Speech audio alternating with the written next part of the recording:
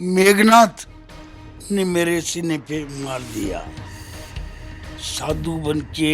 और मैंने वोट मांगे। इस साधु बन के तो रावण भी आया था, सीता को हरण करके लेके गया हुआ है। और मेघनाथ कौन सा मेघनाथ है जिसने मारा है?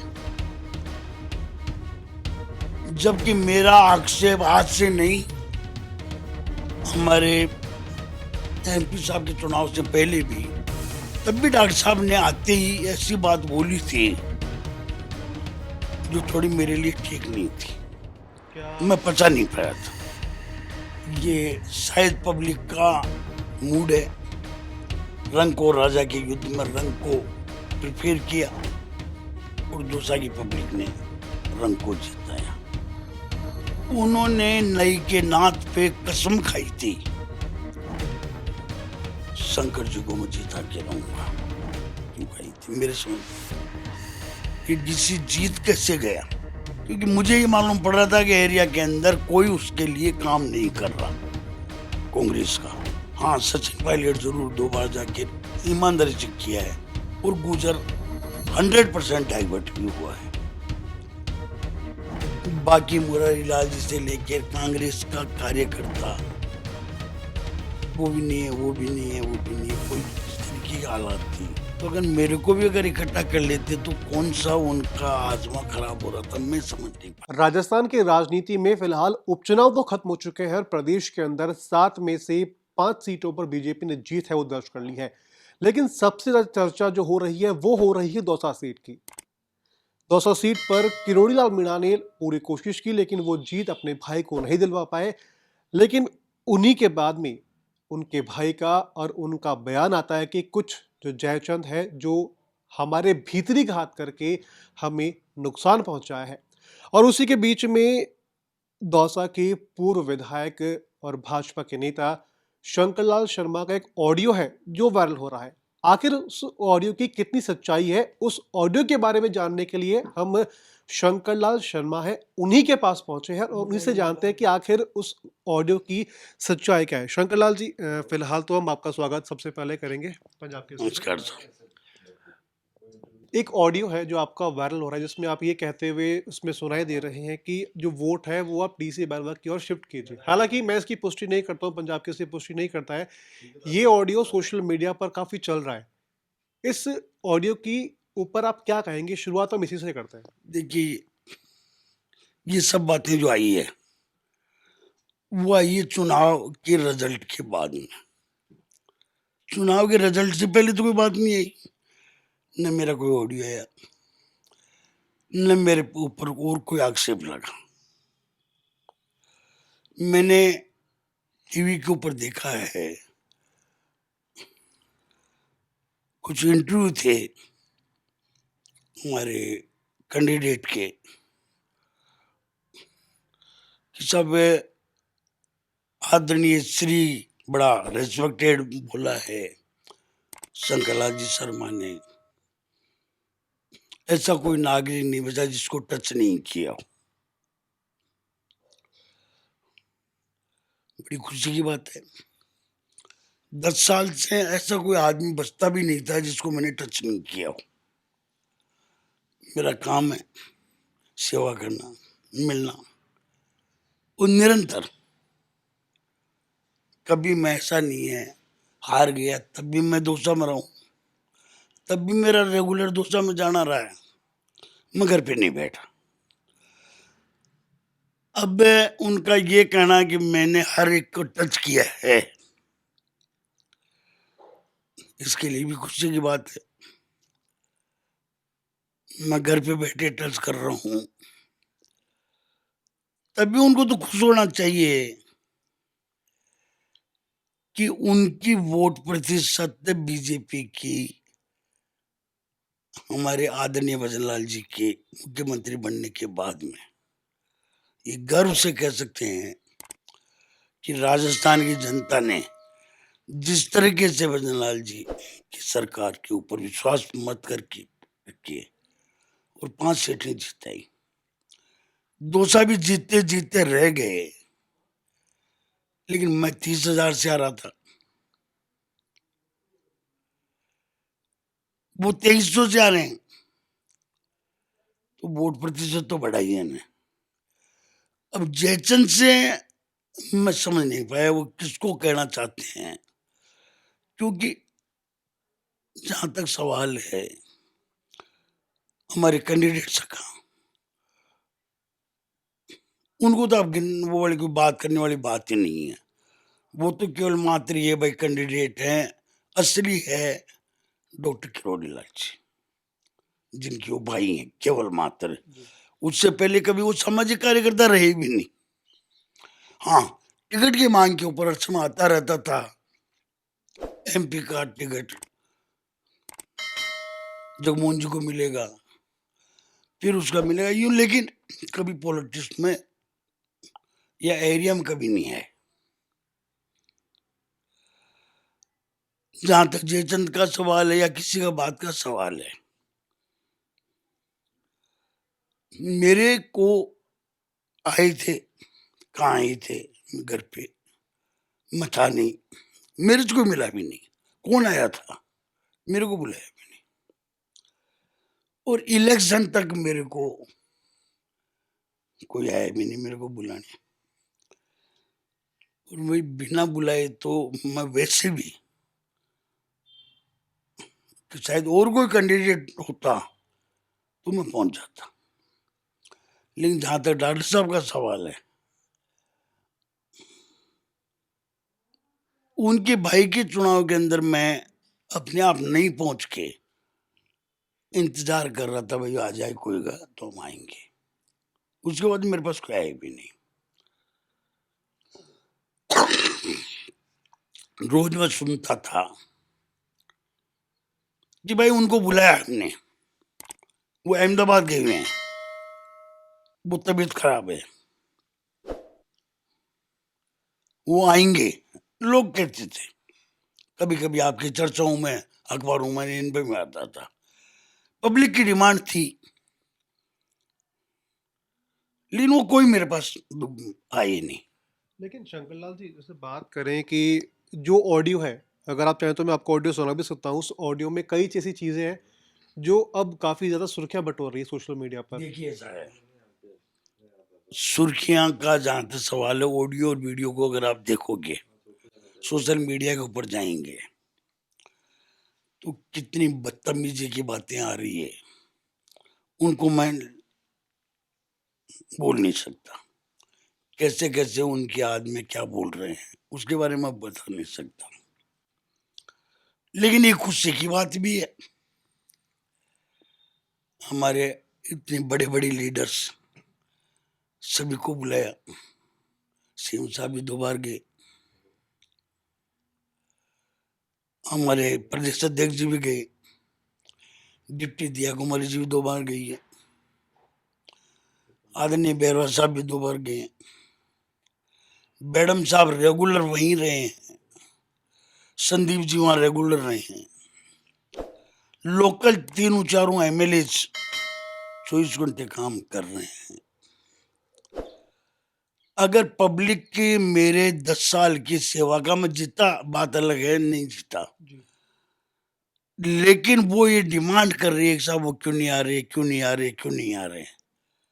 तो जब सबको इकट्ठा किया वहां, तो अगर मेरे को भी अगर इकट्ठा कर लेते तो कौन सा उनका आजमा खराब हो रहा था, मैं समझ नहीं पाया। आज वो ये बातें बार बार कह रहे हैं, मैं साधु बन के भिक्षा भी मांगी,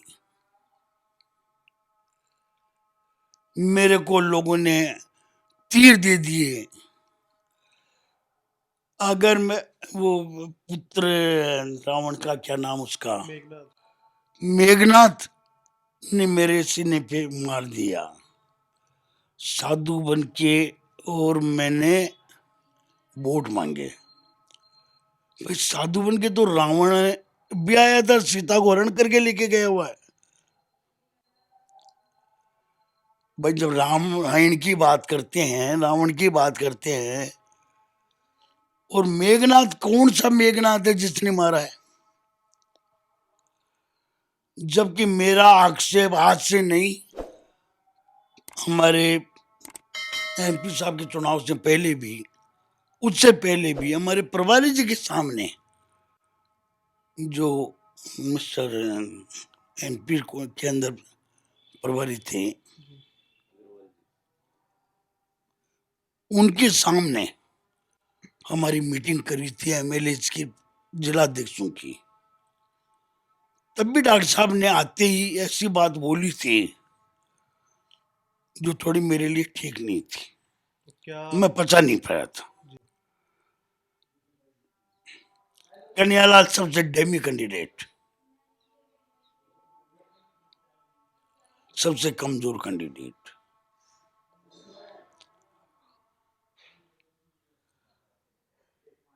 शंकर जी ने तो मेरे को बुलाया ही नहीं था।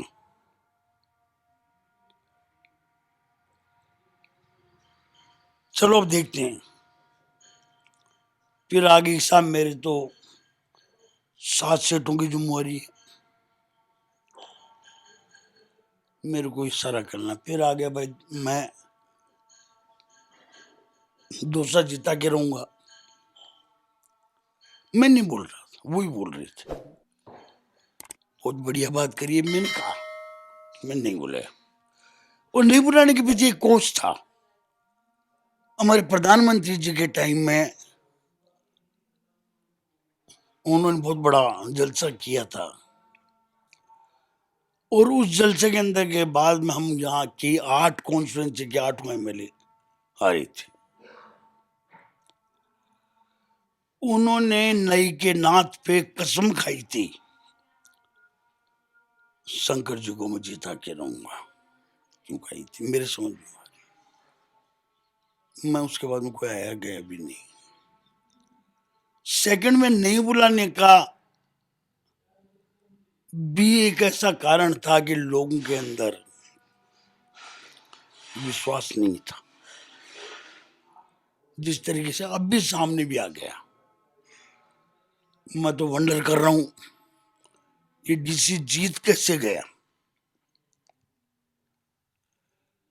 क्योंकि मुझे ये मालूम पड़ रहा था कि एरिया के अंदर कोई उसके लिए काम नहीं कर रहा कांग्रेस का। फॉर्मेलिटी बतौर जाए एक बात अलग है। हाँ, सचिन पायलट जरूर 2 बार जाके ईमानदारी से किया है, और गुजर 100% डाइवर्ट भी हुआ है।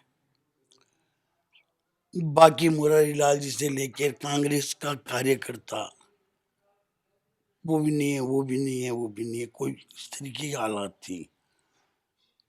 ये शायद पब्लिक का मूड है, रंग को राजा के युद्ध में रंग को प्रिपेयर किया, और दूसरा की पब्लिक ने रंग को जिताया। लेकिन थोड़ा इससे अगर पहले की तरफ अगर हम जाएं तो कुछ समय पहले का कार्यकाल भी आपने देखा है कि जब मंत्री पद से किरोड़ीलाल मीणा ने इस्तीफा दिया था, वो समय भी आपने देखा है। अभी के समय उपचुनाव में काफ़ी कोशिश भी की। तो क्या मैं जान सकता हूँ कि ऐसे क्या कारण रहे कि दौसा में इतनी मेहनत करने के बावजूद भी किरोड़ीलाल मीणा है वो सीट नहीं निकाल पाए? क्या सचिन पायलट का वहाँ पर जादू चला? आप एक चीज मैं फिर अभी दोबारा दोहराता हूँ कि जब कांग्रेस के अंदर लिए एक साइड में पूरी गवर्नमेंट, हम हमारे सारे भाई हम लग रहे थे, मैं ही तो नहीं था, एक मैं ही तो नहीं था, हम लग रहे थे। दूसरी साइड में उनके साथ कोई नहीं था। आप एक मिनट इसका जो सबसे बड़ा अगर कारण है जी तो डॉक्टर साहब का खुद का है। हम मुझे 11 एमएलए की जिम्मेवारी दी गई है, नहीं जीत रहे। एमपी की मुझे तोसा की लाइबिलिटी मेरे को दी गई है। अगर मैं नहीं जीता पाएगा तो इस्तीफा दूंगा। किसने कहा था? इस्तीफा दे भी दिया। कहां दिया है, कौन सी जगह पर दिया है, मालूम नहीं है। मेरा अगर विरोध लिए ईमानदारी से अगर कोई है तो ऊपर लेवल पे एक ही था, रिक्वेस्ट की थी मैंने, विरोध नहीं था। मैं इतना बड़ा घूम भी नहीं, छोटा सा कद का कार्य करता हूं कि साहब आखिर होगा क्या हम स्वर्ण जातियों का। थाना गाजी हमारे कांतिलाल जी मीणा ने ले गए, जी करौली ले गए, गंगापुर ले गए, महुआ डॉक्टर साहब के लड़के राजेंद्र भतीजे राजेंद्र जी ले गए, जी सवाई माधोपुर को राजेंद्र जी ले गए, मतलब डॉक्टर साहब ले गए। उनियारा ये पहले ले गए, फिर पूरा सपोर्ट इनका नरेश को ही था जो अपने दिख रहा है। अब ये दौसा के अंदर भी आ गए। जब डॉक्टर साहब अपने परिवार समझते हैं, किसको जयचंद कहते हैं और किसको अपना मेघदूत नाथ कहते हैं, तो जब सब पब्लिक को अपना मानते हैं, तो जनरल सीट के ऊपर जनरल को ही अगर सहयोग कर देते तो बड़ा इज्जत पेश होती पब्लिक की कि डॉक्टर साहब ने न्याय किया, जनरल की सीट जनरल को दी। मैं यही समझ रहा हूँ कि पब्लिक का विरोध का सबसे बड़ा कारण है वो यही है कि जनरल सीट के ऊपर आक्रमण। और अगर ये पब्लिक जो समझ गई, मैं शुक्रिया अदा करूंगा दौसा की जनता को कि वो अपना हक लेने के लिए आगे बढ़ गई। तो क्या यही कारण माने कि वहां पर जनरल सीट को, वहां पर जनरल उम्मीदवार को नहीं उतारा, इसलिए आपको नहीं बुलाया गया? मैंने क्या कहा, क्यों नहीं बुलाया मेरे को मालूम नहीं। मैं आपके माध्यम से एक और बता दूं, जी मैंने कोई डिमांड भी नहीं की थी कि भाई मेरे को टिकट दिया जाए। मैंने कभी अप्लाई नहीं किया। एज ए पुराना कैंडिडेट था तो बात की थी। हमने एक ही बात की थी, आप क्या चाहते हो कि साहब आप किसी को भी दीजिए, आप महाजन को दीजिए, चाहे राजपूत को दीजिए, चाहे गुजर को दीजिए, चाहे माली को दीजिए, लेकिन स्वर्ण कास्ट को देख के, जनरल को देख के तो एक बढ़िया रहेगा। ये मेरी डिमांड शुरू से थी, आज भी है और कल भी अगर कहीं का टिकट का होगा, क्योंकि मैं सामाजिक कार्यकर्ता पहले हूँ। मैं मेरे हरियाणा ब्राह्मण समाज का राष्ट्रीय अध्यक्ष 18 साल रहा हूँ, जी अपना पद खुद नहीं छोड़ा है। आज मैं विप्र वरिष्ठ उपाध्यक्ष हूँ। जी तो मैं सामाजिक कार्यकर्ता भी हूँ, और सामाजिक कार्यकर्ता होने के नाते मेरा फर्ज वो भी बनता है कि हम सोनू के लिए भी कुछ कर सकें। ठीक है, मेरा अंतिम सवाल ये है कि अब भविष्य के अंदर शंकर लाल शर्मा अपनी क्या प्लानिंग के तहत आगे बढ़ेंगे? दूसरा मेरा सवाल कि आगे आपके अनुसार, क्योंकि आपका लंबा अनुभव रहा है राजनीति का, तो किरोड़ी लाल मीणा को लेकर सरकार में या पार्टी है, क्या कुछ निर्णय लेने की क्षमता या फिर क्या कुछ निर्णय ले सकती है? देखो, एज ये पुराने बीजेपी के कार्यकर्ता हैं, संघ से जुड़े हुए हैं, उन्होंने कहा कि मैंने लटकाए हैं, मैं जेल में गया, मैं यहाँ गया, मैंने यहाँ गया। तो बीजेपी ने रेस्पेक्ट उनको देने में कहाँ कमी रखी? कौन सी जगह उनको रेस्पेक्ट देने में कमी रखी? गोरमा जी को मंत्री बनाया, उनको मंत्री बनाया, उनको राज्यसभा के अंदर भेजा, भतीजे को टिकट दिया, भाई को टिकट दिया, और उनको आज भी एक सम्मान के रूप में बीजेपी और बीजेपी की गवर्नमेंट उनके लिए कर रही है। इससे ज्यादा और क्या चाहिए? आप अगर किसी पार्टी के लिए समर्पित हो तो पार्टी भी आपके लिए समर्पित है। सेकंड, कितनों को टिकट मिलता है? कितनों को आप बताइए? 200 को तो मिला है ना। ये लाखों की पब्लिक है, इंडिया की सबसे बड़ी पार्टी, बड़ी पार्टी है। अगर हर मेंबर ये कहे कि मेरे को टिकट नहीं दिया, मेरे को मंत्री नहीं बनाया, मेरे को ये नहीं किया, मैंने ये नहीं किया, तो ये तो कोई मतलब वाली बात नहीं है। ये एक उनको स्टैंड लेना चाहिए कि जब उन्होंने 9 तारीख को एक आदिवासी समाज की जो सबसे बड़ी मीटिंग हुआ करती मीटिंग थी, उसके अंदर भी स्टेज पे उन्होंने बोला है कि मैंने मंत्री पद को ठोकर मार दी। वर्ड है ठोकर मार दी। तो किसी चीज को ठोकर मार देने के बाद में उसको एक्सेप्ट नहीं करना चाहिए और पब्लिक की सेवा करनी चाहिए। एज लेमेन जो कर रहे हैं लाखों, जो लाखों लोग जैसे कर रहे हैं, उनको भी सेवा करनी चाहिए। मेरा तो ये कहना है। चलिए सर, बहुत बहुत शुक्रिया आपका, आपने अपना कीमती समय दिया। लेकिन फिलहाल जिस तरह से शंकरलाल शर्मा से हमने बात की, जाना कि आखिर उस वीडियो को लेकर के उनका क्या कहना है, साथ ही किरोड़ीलाल मीणा को लेकर भी कई बात उन्होंने कही है। खैर, आने वाले समय में और क्या चीज़ें निकल कर सामने आती है, यह देखने वाली बात होगी। वीडियो जर्नलिस्ट दीपक शर्मा के साथ रौनक पारिक, पंजाब केसरी टीवी, जयपुर।